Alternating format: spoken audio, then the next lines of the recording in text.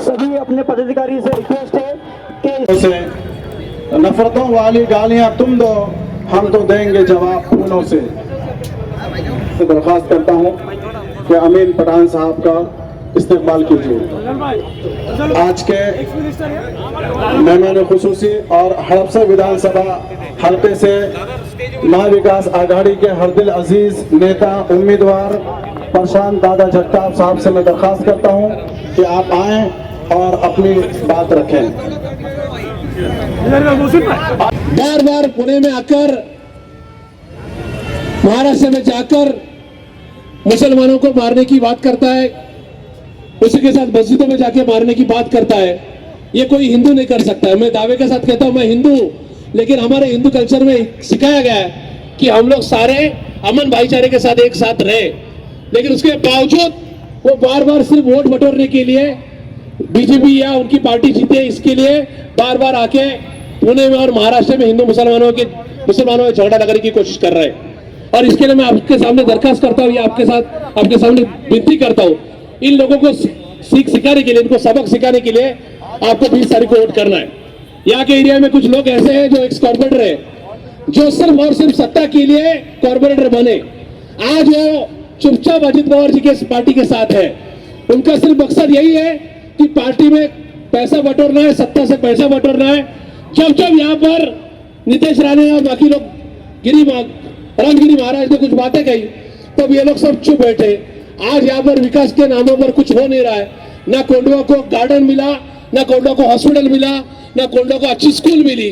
इसके बावजूद ये लोग आज अजित पवार जी के पार्टी के साथ, बीजेपी के साथ सत्ता में बैठकर पैसा कमाने की कोशिश कर रहे हैं। इसलिए मैं आपसे दरख्वास्त करता हूं कि मेरे बाद इमरान साहब आपके सामने बात रखेंगे, लेकिन ये इस 20 तारीख को महाराष्ट्र में हड़पसर में से गुंडागर्दी खत्म करने के लिए, या कि ट्रैफिक जाम, पानी की समस्या दूर करने के लिए प्रशांत जगताप के नाम के सामने का तुतारी वाला इंसान इस्लाम के सामने का बटन दबाकर मुझे विधानसभा में अमन वाला, भाईचारा वाला ये माहौल कायम रखने के लिए मैं आपके सामने आपकी सेवा करूंगा, महाराष्ट्र की सेवा करूंगा। कहीं पर भी यहाँ पे हिंदू मुसलमान झगड़े नहीं होंगे, ये मैं आपको लिखे वचन देकर यही रुकता हूँ। धन्यवाद। महाराष्ट्र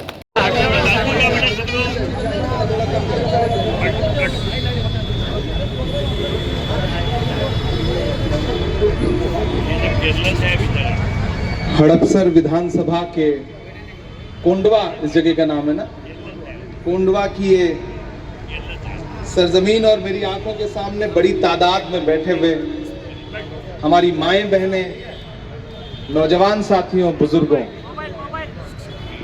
पिछले काफी देर से आप सारे लोग धूप में बैठे हुए हैं। मैं समझ सकता हूं धूप बहुत ज्यादा है, हम इधर साये में खड़े हैं, आप उधर धूप में बैठे हैं, तो हमें भी ये देख करके तकलीफ हो रही है। इसीलिए हमने भी सोचा कि जल्दी जल्दी अपना भाषण खत्म करूं। नया पाने की चाहत में पुराना छूट जाता है, नया पाने की चाहत में पुराना छूट जाता है, तुझे अपनाऊं तो मुझसे जमाना रूठ जाता है। मोहब्बत पढ़ने लिखने में बहुत आसान है, लेकिन मोहब्बत को निभाने में पसीना छूट जाता है। हमें पता है आप धूप में बैठे हुए हैं, आप हमारी मोहब्बत में, प्रशांत भाई की मोहब्बत में आप धूप में भी बैठे हैं। मैं आपकी मौजूदगी को सलाम करता हूं।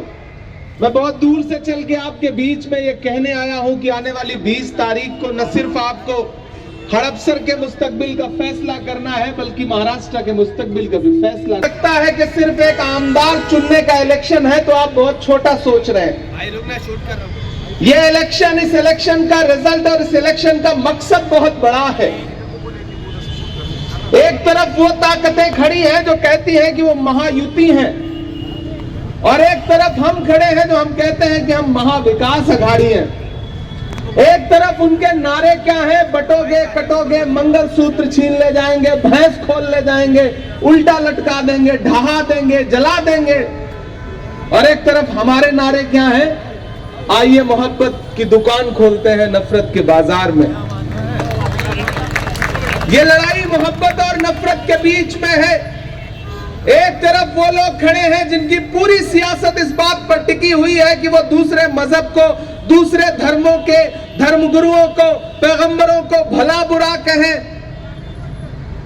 तो उन्हें यह समझना चाहिए कि तारीख ने वो दौर भी देखा है कि जो नाम लेते हुए चिढ़ते थे, एक दिन ऐसा आया कि खुदा ने उनको भी उस रोशनी से महजूज किया। जिन्हें यह लगता है कि नफरत की बुनियाद पर वो इलेक्शन जीत लेंगे, ये इलेक्शन बताएगा कि नहीं, महाराष्ट्र में नफरत हारेगी और मोहब्बत जीतेगी। प्रशांत भाई आपके अपने हैं, आपने प्रशांत भाई का काम देखा है और इनके सामने जो खड़े हैं, महाराष्ट्र इस बात का गवाह है कि कोरोना के दौरान किस तरह से यहां पे जमहूरियत को लूट करके एक सरकार बनाई गई। दिल्ली में बैठा हुआ हाकिम यह चाहता है कि महाराष्ट्र को सरकार ने पहले यहां पर एक चलती हुई सरकार को तोड़ा, उससे भी सुकून नहीं मिला तो सियासी दलों को तोड़ा, उससे भी सुकून नहीं मिला तो चुनाव निशान छीन ले गए। लेकिन वो भूल जाते हैं कि आप घड़ी तो छीन सकते हो, लेकिन किसी का अच्छा वक्त कैसे छीन पाओगे। ये चुनाव निशान छीनने वाले, जिन्हें लगता था कि चुनाव निशान छीनेंगे और महाराष्ट्र की आवाम झांसे में आ जाएगी, तो मैं तो सैल्यूट करता हूं महाराष्ट्र की आवाम को और पूरे देश की आवाम को कि जो लोकसभा चुनाव के दौरान भारत के संविधान को बदलने का नारा लगाते थे, चाहे वो भाजपा के अनंत हेगड़े हो, दिया मिर्धा हो, लल्लू सिंह हो या अरुण गोविल हो, ये नारा लगाते थे कि हमें बहुमत दो, हम संविधान बदलेंगे। लेकिन भारत की जनता को सैल्यूट करता हूं कि जिसने 400 पार का नारा लगाने वालों को 240 पे लाके ऐसे पटका कि अपने पैरों पे खड़े नहीं होने पाए। उन्हें बैसाखियां उधार लेनी पड़ी, 2 बैसाखियां उधार ली, एक बिहार से, एक आंध्र प्रदेश से, एक नीतीश बाबू, एक चंद्र बाबू। एक बैसाखी छिटकी, दिल्ली वाली सरकार की सांस अटकी। और ये कभी भी हो सकता है, महाराष्ट्र में रिजल्ट अच्छा आ जाए तो क्या पता नीतीश जी का मन बदल जाए कि चलो 2025 में इंडिया गठबंधन के साथ चलते हैं। उनका तो इतिहास भी रहा है ऐसा। तो मेरे भाई, ये लड़ाई भारत के संविधान को बचाने की है, ये लड़ाई महाराष्ट्र की अस्मिता को बचाने की है। यहां कोंडवा में, उधर सईदुल्ला नगर, शहीद नगर था ना, सैयद नगर था, मैं दोनों जगहों पे होके आ रहा हूं। अवाम में महाविकास अघाड़ी को लेकर के जोश है। मैं पिछले 7-8 दिन से झारखंड में चुनाव प्रचार में था, फिर पिछले 3 दिन से महाराष्ट्र में हूं। श्रीरामपुर से लेके, पाथरी से लेके, जालना से लेकर के, रावेर से लेकर के, नांदेड़ होते हुए यहां पहुंचा हूं। मंदिरों में भजन चल रहा है, मस्जिदों में दुआ चल रही है।